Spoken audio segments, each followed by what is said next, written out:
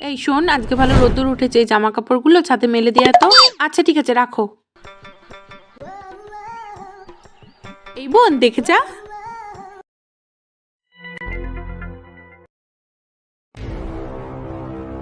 সত্যি রে বাবা, একটা কাজ বললে করিস না, আমার না আর বাঁচতে ইচ্ছা করে না। এই নে, তুই ফোন দেখতে থাক, আমি ছাদ থেকে আসি, না তো সারাদিন ধরে আমার পেছনে পড়ে থাকবে। হ্যাঁ, দড়িটা কোথায় গেল? ওফো, হাতই পাচ্ছি না। বোন,